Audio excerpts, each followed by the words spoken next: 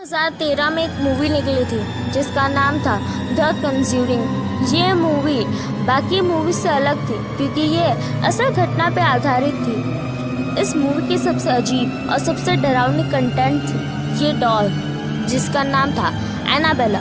उस फिल्म में आपको ये गुड़िया ऐसे दिखती होगी पर असल में ये है असली एनाबेला। उस मूवी को ज़्यादा एंटरटेनिंग बनाने के लिए उस डॉल को डायरेक्टर ने रीडिज़ाइन करवाया था।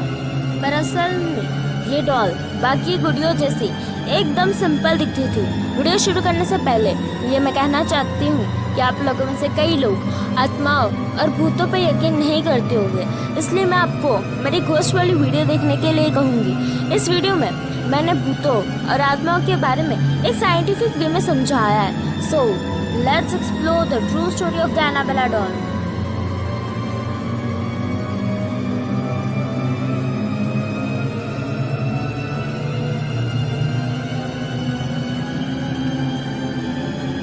इस वीडियो को पूरा ज़रूर देखिएगा क्योंकि आपको एनाबेला से रिलेटेड सारी इन्फॉर्मेशन मिलने वाली है। इसकी कहानी शुरू होती है 1917 में। एक लड़की जिसका नाम था डोना, उसे उसकी माँ एक एंटिक डॉल गिफ्ट करती है। उसे बचपन से ही डॉल बहुत पसंद थी और इसलिए कॉलेज में होने के बावजूद भी वो इन सब चीज़ों के साथ खेलती थी। डोना उस समय कॉलेज में थी और वो नर्स की पढ़ाई कर रही थी। एक रूममेट थी जिसका नाम था एंजी और वो दोनों एक अपार्टमेंट में रहते थे। उस अपार्टमेंट में जब उसकी माँ उसे डॉल गिफ्ट की थी तब डोना ने उससे बड़ी खुशी खुशी एक्सेप्ट कर लिया और उस डॉल को बेड पे रख दिया। थोड़ी देर बाद डोना और उसकी दोस्त एंजी दोनों ने ये नोटिस किया कि वो डॉल खुद ब खुद अपने आप जगह से मूव करने लगी। वो जब घर वापस आती थी उस समय डॉल की पोजीशन बदल जाती थी। वो उस डॉल को किसी रूम में रख के कॉलेज से आती थी तब वो देखती थी कि वो डॉल दूसरे रूम में पड़ी हुई है। जैसे जब वो बेड पे उस डॉल को रखती थी तो वापस आने के बाद वो अपने सोफा पे उसे पाती थी। धीरे धीरे ये चीज़ें और भी बढ़ती गई। कुछ हफ्ते बाद ये घटनाएं थोड़ी ज़्यादा ही डरावनी होने लगी। एक शाम वो दोनों दोस्त अपने कॉलेज से आई तो उन्होंने कई पेपर्स को देखा जिस पे लिखा हुआ था हेल्प अस। डॉल की पोजीशन बदलना उन लड़कियों के लिए एक आम बात हो गया था।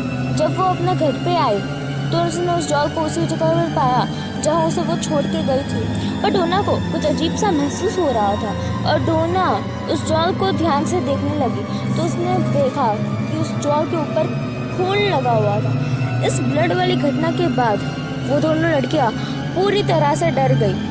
उसके बाद उन्होंने एक पैरानॉर्मल इन्वेस्टिगेटर को अपने घर पे बुलाया उस डॉल की जांच करने के लिए और उस इन्वेस्टिगेटर ने कहा कि इस डॉल एक मरी हुई लड़की की आत्मा है जिसका नाम था एनाबेला हिगिंस।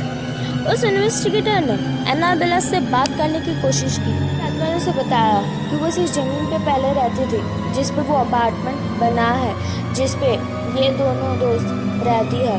और एनाबेला ने कहा कि उसकी मौत तब हुई थी जब उसकी उम्र सिर्फ 7 साल थी। उसने ये भी कहा कि ये डोना और एंजी के साथ सेफ फील करती है और उसने उस इन्वेस्टिगेटर के जरिए दोनों रूममेट से ये भी पूछा कि क्या वो उनके साथ रह सकती है। डोना और एंजी नर्स की पढ़ाई कर रही थी और लोगों का भला करना उनका काम था। उन्हें एनाबेला की कहानी सुन के दुख हुआ और इसलिए एनाबेला को वो अपने साथ रहने की परमिशन दे दी। एंजी का एक दोस्त था जिसका नाम था लो और वो भी उनके साथ रहता था। दूसरे कमरे में लो का कुछ और ही कहना था। उससे वो डॉल शुरू से ही पसंद नहीं थी।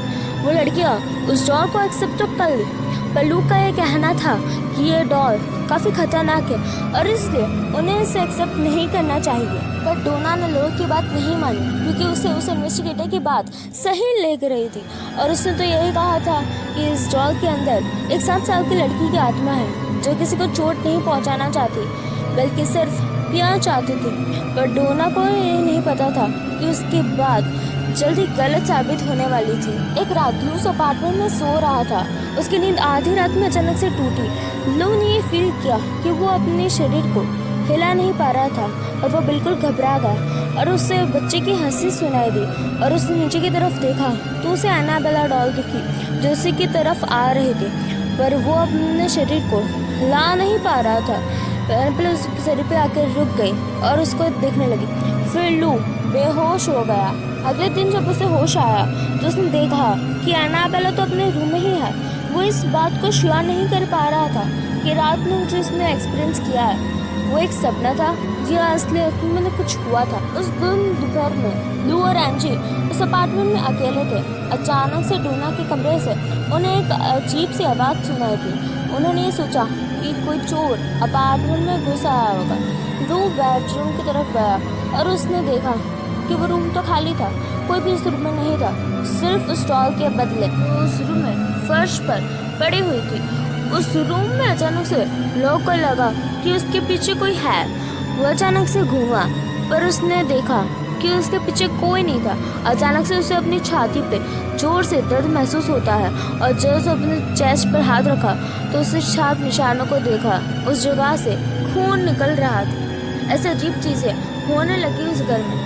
डोना और एंजी को लगा कि कोई 7 साल की लड़की तो कभी ऐसा कर ही नहीं सकती। और पर उन्होंने ऐसा करना शुरू कर दिया और इसलिए उन्होंने एक प्रीस्ट को बुलाया, फादर हैगन।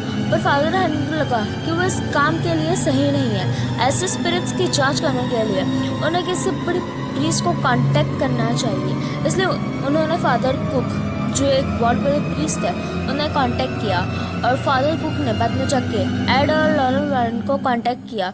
और इनके बारे में तो आपने कंजूरिंग मूवी में देखा ही होगा। एड वारन ने उस अपार्टमेंट में जाके डोना, एंजी और लुई से बात की। इन्वेस्टिगेशन के बाद उन्हें पता चला कि एनाबेला सिर्फ साल की आत्मा नहीं है, बल्कि एक शैतान की आत्मा है जो एक छोटी लड़की बनने का नाटक कर रहा था। और इसके इंटेंशन प्यार पाना नहीं, बल्कि डोना या फिर उसके 2 दोस्तों के शरीर पर कब्जा करना था, यानी उनके शरीर में प्रवेश करना था। डोना ने उस डॉल को वैरेंस को सौंप दिया और एडल और वैरेंस ने उस डॉल को अपने साथ रखने का डिसीजन ले लिया। एनाबेला को अपने बैक सीट पर रखा। जब वो उस डॉल को अपने घर ले जा रहे थे तब उन्होंने देखो एक अजीब सी हीट महसूस हो रही थी जिसे वो फील कर पा रहे थे। और बीच बीच में कार की स्टीयरिंग और ब्रेक्स काम करना बंद हो जा रहे थे। एक जगह पर कार की बैलेंस पूरी तरह से बिगड़ गई थी और इसलिए एड ने होली वाटर एनाबेला पर छिड़क दिया। वो उस डॉल को शांत करने में कामयाब रहे और वो आखिर में अपने घर पहुंच गए। शुरुआत के कुछ दिनों में उन्होंने ये नोटिस किया कि एनाबेला अपने आप ही दूसरे कमरे में पहुंच जाती थी। एक कैथोलिक प्रीस्ट जिनका नाम था फादर जैक्सन ब्रैडफोर्ड, वो एनाबेला डॉल को देखने के लिए एडल लॉरेन वार्ड के घर गए और उस डॉल को देखने के बाद उन्होंने उठा और कहा, तुम सिर्फ डॉल हो, तुम किसी को चोट नहीं पहुंचा सकती। फिर एड ने उस प्रीस्ट को कहा, आप इस लाइन को नहीं कहते तो अच्छा होगा। लॉरेन ने उस फादर को ये कहा कि घर जाते समय सावधानी से गाड़ी चलाएगा और घर बनने के बाद फ़ोन करने को कहा, क्योंकि एड का यह मानना था कि उस डॉल को उन्होंने वो बात कहकर गुस्सा दिला दिया। कुछ घंटों बाद एक फ़ोन कॉल आता है जिसमें उस प्रीस्ट ने बताया कि वो एक एक्सीडेंट में मरने से बाल बच गया। आखिरकार में ये तय किया कि एनाबेला के लिए एक स्पेशल वुडन केस बनाया जाएगा और उसे अकल्ट म्यूजियम में रखा जाएगा, जहाँ पर वो आज भी रखी गई है। एनाबेला अब एक वुडन लॉकर में बंद है, पर उसका ये मतलब नहीं कि वो किसी को चोट नहीं पहुंचा सकती। कुछ साल बाद एक बार एड अपने विजिटर को एनाबेला के बारे में बता रहे थे, तब उस विजिटर ने उस रूम में एनाबेला के सामने मजाक उड़ा दिया। वो विजिटर रात में अपनी क्लोज फ्रेंड के साथ बाइक पे जा रहा था, तब उसका एक्सीडेंट हो गया, पर उसकी वो दोस्त बच जाती है, पर वो लड़का मर जाता है। उसकी जो दोस्त बचती है उसने कहा कि एनाबेला के बारे में बातें कर रही थी, उसको लेकर मजाक उड़ा रही थी। तभी अचानक से उसने अपना कंट्रोल लॉस कर दिया और वो बाइक एक पेड़ पे जाकर अटका गई। आज भी एनाबेला उसे ऑकल्ट म्यूजियम में पाई जा सकती है। कि सबसे शार्पिट डॉल्स में से एक नहीं, बल्कि दुनिया की सबसे शार्पिट डॉल है। जैसा कि मैंने कहा कि आज भी एनाबेला उसी ऑकल्ट म्यूजियम में बंद है। तो अगर आपको एक चांस मिले तो क्या आप एनाबेला को करीब से देखना चाहो? इस वीडियो को लाइक, कमेंट और शेयर कीजिए ताकि ये नॉलेज दूसरों तक पहुंच सके और इस चैनल को सब्सक्राइब करना मत